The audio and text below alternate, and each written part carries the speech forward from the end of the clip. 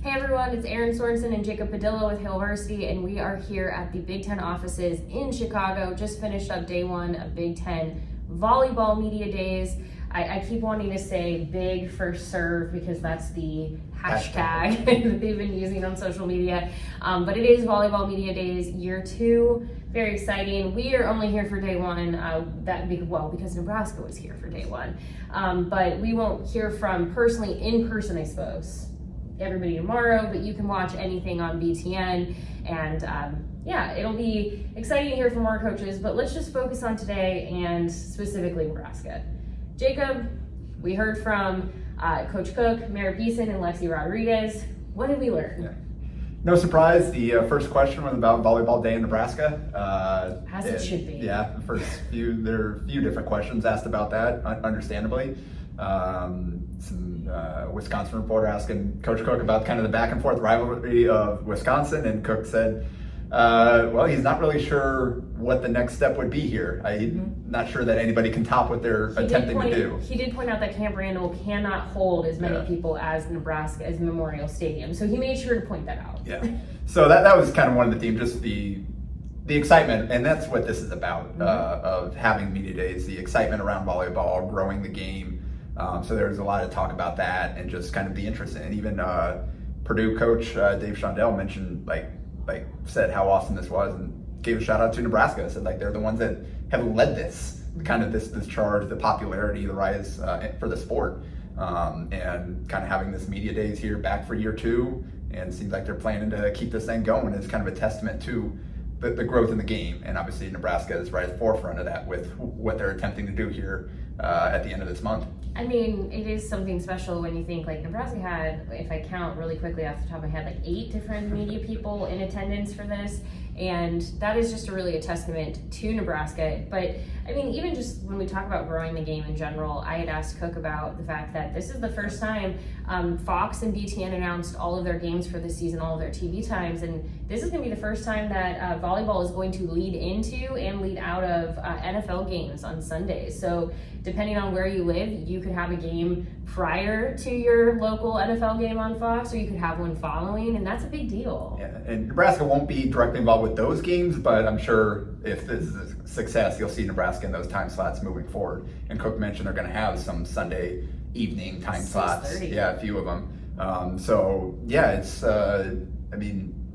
every year we get the release from the Big Ten announcing kind of their TV schedule, and every year it's records that are the most games ever televised and all that. Just every year they're pushing it more and more, and the game continues to grow, and Nebraska is right at the forefront of that.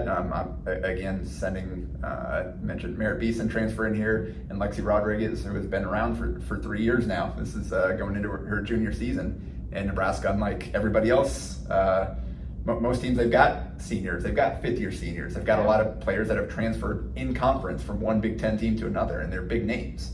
So it's going to look a little different this year, but Nebraska, they've got juniors and below for their full roster, and that's another thing that they talk about today is Beeson and Rodriguez were voted the captains, and they're here, but they said it's a team full of leaders, and Merritt said that makes it easy with everybody. You've got 3 other juniors in that class with Lindsay Krause, Allie Batenhorst, and Kennedy Orr.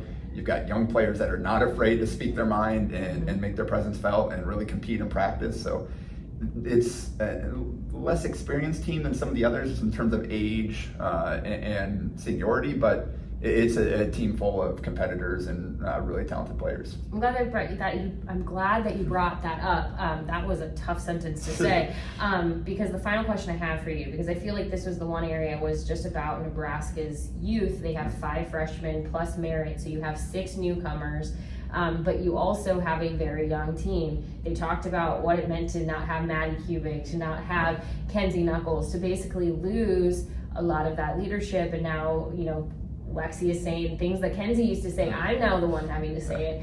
What can we expect from this Nebraska team as we they get ready for their preseason camp and getting ready for that season, knowing that this is a group that we haven't really fully seen them play together? What's helped that is the amount of time they've been able to spend together with the timing of the trip to Brazil they took.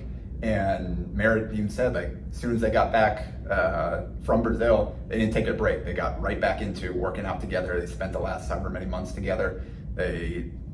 Almost everybody was here for the spring, going through beach season. They had everybody enrolled early. So, yeah, it's a lot of newcomers, a lot of new faces, some younger players, but they've spent a lot of time. And Cook and the players feel good about where they are heading into camp because of all that extra time that they've gotten to spend around each other, to work, to learn some of the stuff that normally newcomers would have to learn if they're not early enrollees or they transfer late in their very brief preseason camp. And they already have all those basics down now. So they're able to dive fully in there and really focus on what they need. And a huge part of this camp is going to be the position battles.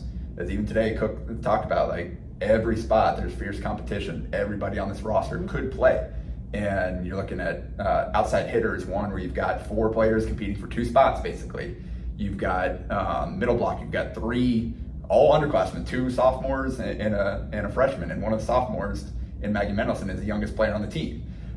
Only 2 of them are going to start and play the heavy minutes. You've got the setter position as well that Cook said has been a fierce competition, pretty even battle throughout the entire offseason. So there's still a lot of question marks that questions that they have to answer heading into fall camp. But I think Cook feels good about the options he has. It's just going to be making that final tough call about who lines up in the lineup. Winds up in the lineup. A lot to look forward to, a lot to still come. Nebraska really gets into it starting next week. So this was kind of just the pre-excitement for it. There will be more to come at hailvarsity.com. Jacob will have a recap from today, from day one. We will have plenty here on YouTube and everywhere else. So be sure to just give Hail Varsity a follow. You can follow Jacob for, again, he'll have the coverage from today and everything as we get ready into next week with the start of the season. If you have questions, comments, whatever, leave them below and we will happily answer them as much as we can. We actually have a flight to maybe go catch, depending on if it's delayed further or not. They find another plane for us. We'll see.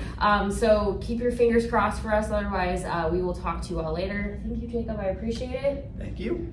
We will talk to you soon, but from Nebraska. Talk to you later.